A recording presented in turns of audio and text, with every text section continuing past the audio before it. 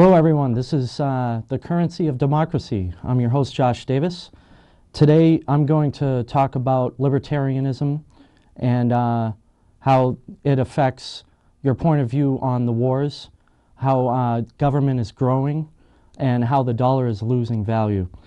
And everybody should be very mad right now about what's going on with the dollar because the bailouts back last year in September, Obama and McCain were both campaigning for the presidency, and both voted for the bailouts, and nobody got mad about it. They both said that they wanted to vote against it. They thought that the Federal Reserve and the Treasury had it wrong, but instead they voted for the $700 billion bailout bill. This got me so mad that I just totally changed my views on politics in general. I started looking for a different political party to look at, and the first thing that came to mind was the Green Party. Everybody hears about the Green Party, Ralph Nader, how he is a consumer advocate.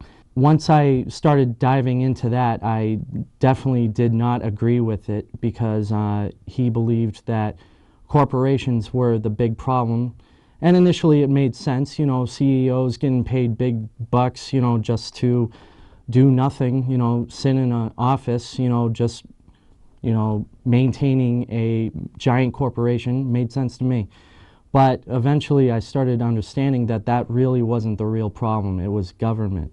After some time, I started looking for a different political party. I started looking into libertarianism. They looked after the Constitution. They understood Jeffersonian principles, how government really can just become this massive hindrance to everybody. You don't hear about that anymore. You believe that Republicans have the right point of view or Democrats have the right point of view. But you start understanding that they both are visions of big government, and both will end up taxing you, taking away your civil liberties. You know, the Republicans are about wars, and, you know, they try to profess the idea of democracy to other countries, such as, you know, Afghanistan, Iran, Iraq. You don't see them talking about, you know, bringing the troops home. You know, maybe we're doing the wrong thing. You know, maybe we shouldn't be just forcing this down their throats. Actually, the real problem on our side, you know, it's not such a big problem for us as a people. You know, you don't see troops here, but really, you know, it's actually an economical disaster for us. We're spending trillions of dollars to go overseas and profess democracy. You don't see them talking about bringing troops home. Maybe we should defend our borders. Maybe we should just be peaceful with everybody. You know, what's wrong with talking with Iran? And actually, Obama's actually doing that. You know, they're talking about how they have this base in Iran that they never talked to the United Nations about, even though they actually knew about that. United Nations knew about that. But at least Obama's talking to them, and Britain and everybody that's part of this United Nations. They're talking to them about it, which is fine, and that's actually a good viewpoint. You know, you should be, you know, diplomatic about things. You shouldn't be just, you know, bombing them. You know, what's that going to do? What's so good about bombing a place? Isn't that just going to make them even more mad at you, even though you were never actually in that instigation? You were never in that conflict in the first place. You're not there. We're over here in North America. What are we doing over there? What's the point? It's just to spread democracy. Yeah, that doesn't make a lot of sense. They have to come to it themselves. We can't just tell them to do it. That is one of the biggest libertarian viewpoints. That is, you know, freedom. That is, you know, being diplomatic, that's being friendly. That's the point. Notice that ever since 9/11, we have been in war with Iraq, and we haven't, gotten out of Iraq at all. Why? What's the point? This war theoretically could go on for 100 years. Actually, someone talked about that. Tom Woods. This is a big argument against Republicans, and it's great. It puts it right in your face. You are not a fiscal conservative, or any other conservative for that matter, if you think it's A-OK to stay in Iraq for 100 years. What he means by this is the original Republicans were not warmongers. Republicans are just that right now. They are in Iraq, Afghanistan, all these other countries that I've stated. There's probably more that I don't even know about for all I know.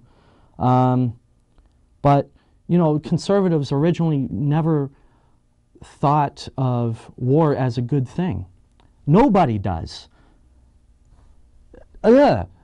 Liberals, Democrats, only about a year ago were not for war.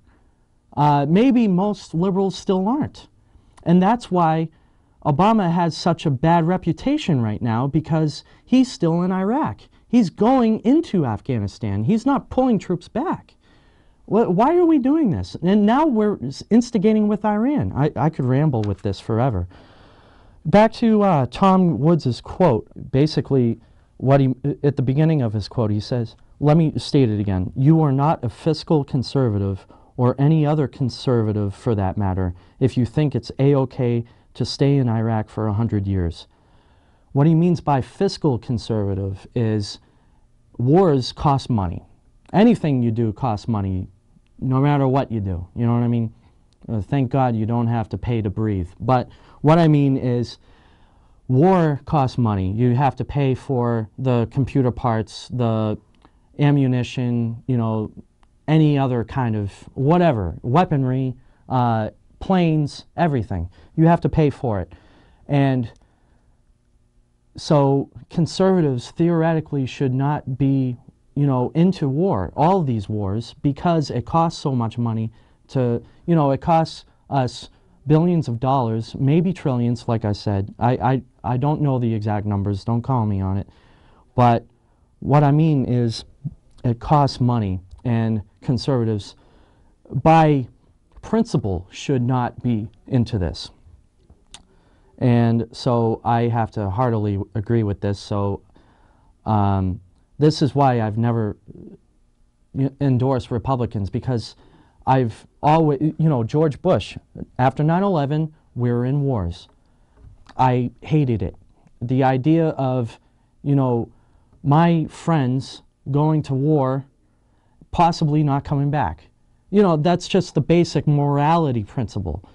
It's, why would you do it if these wars theoretically could go on forever? Because you're instigating war.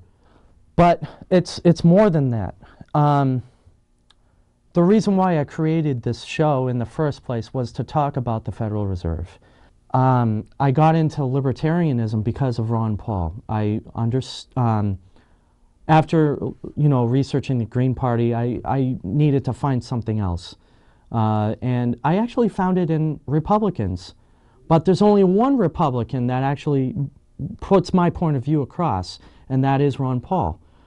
He's, by principle, a libertarian. He was, in 1988, I believe, he ran as a libertarian candidate. He didn't get very far. He was in the presidential race as a Republican in 2008, and he was shut out. There was a debate on Fox. He was shut out of that.